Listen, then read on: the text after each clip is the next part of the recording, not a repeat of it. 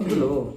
Nah, Baiklah, di sini kami dari kelompok 2 akan menjawab pertanyaan dari teman-teman yang telah mengirimkan pertanyaan di grup. Yang pertama akan dijelaskan oleh Fauzan pertama, silahkan. baik, saya Muhammad Fazan Pratama akan menjawab pertanyaan dari saudara Emilia Anasori. Pertanyaannya yaitu, ketika kita ingin menggunakan sensor termokopel, apakah kita bisa langsung menggabungkannya ke Arduino untuk melakukan pekerjaan? Atau kita perlu perantara dari komponen lain untuk bisa membuat termokopel tersebut dapat bekerja atau berintegrasi dengan Arduino?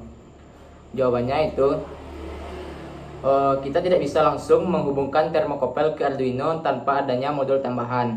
Karena sensor termokopel adalah jenis sensor suhu yang bekerja berdasarkan prinsip efek Seebeck, yaitu timbulnya tegangan listrik ketika dua logam berbeda disambungkan dan mengalami perbedaan suhu. Perlu adanya perantara seperti modul amplifier digital khusus termokopel agar sistem bekerja dengan baik dan data bisa terbaca dengan benar. Contohnya itu IC Max 6675 yang dirancang khusus untuk membaca sinyal dari termokopel dan mengkonversikannya ke dalam bentuk data digital. Sekian. Mungkin terima kasih sudah ucapkan kepada Muhammad Fauzan. Mungkin soalan kedua akan dijawab oleh Farhan Ashar, silahkan. Baiklah, untuk pertanyaan kedua ini diajukan oleh Wingky Andika Putra, yang dimana pertanyaannya yaitu apa perbedaan antara mikrokontroler dan PLC dalam sistem otomatis dan kapan sebaiknya masing-masing digunakan. Nah, untuk perbedaan dari mikrokontroler dan PLC dalam sistem otomatis yaitu mikrokontroler dan PLC atau Programmable Logic Controller adalah dua perangkat yang sama-sama digunakan untuk mengontrol sistem otomatis, namun memiliki perbedaan sebagai berikut.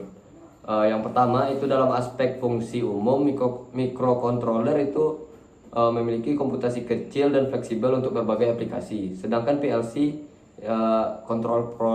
kontrol proses industri secara spesifik.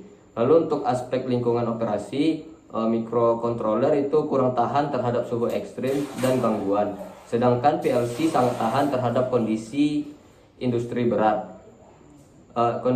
Sangat tahan terhadap kondisi industri berat. Lalu untuk aspek pemrograman, itu mikrokontroler biasa menggunakan bahasa pemrograman C atau C++ dan Arduino IDE, Python. Sedangkan PLC itu ladder diagram, STL function, block diagram. Lalu untuk aspek stabilitas sistem, mikrokontroler itu rentan error jika tidak dirancang dengan baik, sedangkan PLC sangat stabil dan tahan lama.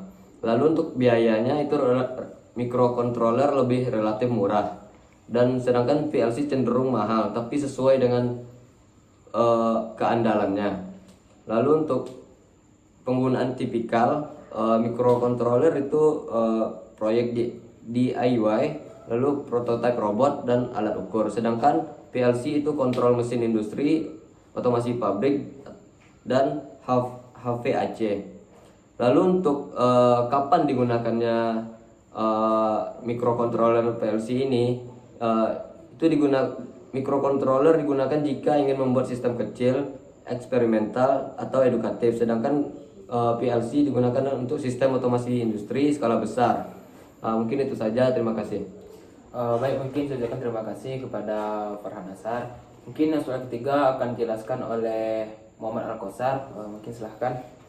Baik, saya akan menjawab pertanyaan dari Fikri Asali. Untuk pertanyaannya tuh, bagaimana proses konversi data dari sensor hingga pengambilan keputusan otomatis dalam sistem mekatronika dan mengapa peran analiser sangat penting dalam tahapan ini? Nah, dalam sistem mekatronika, pengambilan keputusan otomatis tidak bisa terjadi begitu saja. Ada proses berlapis dan terstruktur dari sensor hingga keputusan otomatis. Nah, sensor ini mendeteksi kondisi fisik seperti suhu, tekanan, cahaya, getaran, dan lain-lain. Nah, pada transducer mengubah informasi fisik tersebut menjadi sinyal listrik atau bentuk data lain yang bisa diproses. Kemudian data dikirim ke mikrokontroler atau PLC yang menjadi pusat kontrol. Nah, disinilah analiser berperan. Ia melakukan interpretasi data, pemfilteran gangguan atau noise, perbandingan dengan ambang batas, pengambilan keputusan logis, dan keputusan dikirim ke aktuator untuk menghasilkan tindakan, memutar motor, membuka katup, atau menghidupkan alarm. Nah, mengapa analiser penting? Analiser ini merupakan otak logika dari keseluruhan sistem. Tanpa analisis yang baik, sistem hanya akan merespon sinyal mentah tanpa mempertimbangkan konteks dan keakuratan. Sekian, terima kasih. Mungkin saya ucapkan terima kasih kepada Muhammad Al-Kausar. Mungkin untuk selanjutnya soal keempat akan disampaikan oleh Pandu, silahkan. Baik, saya akan menjawab pertanyaan dari Rahmat Sadri. Pertanyaannya, analisis bagaimana? Mungkin untuk soal selanjutnya akan disampaikan oleh Pandu, silahkan. Baik, saya akan menjawab pertanyaan dari Rahmat Sadri. Soalnya, analisis bagaimana peran integrasi antara sensor, transducer, analiser, dan aktuator dalam sistem otomatis industri. Mengapa kegagalan pada salah satu komponen dapat mempengaruhi keseluruhan sistem?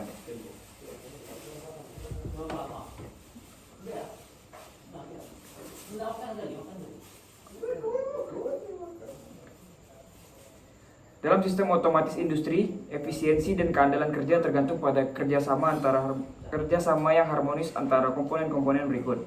Ada sensor gunanya untuk mengumpulkan informasi dari lingkungan atau input data. Transducer mengubah bentuk informasi dari fisik ke sinyal listrik. Analiser untuk mengolah dan menganalisis data serta untuk mengambil keputusan.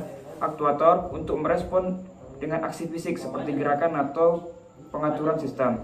Kunci utama dari sistem otomatis adalah sinkronisasi.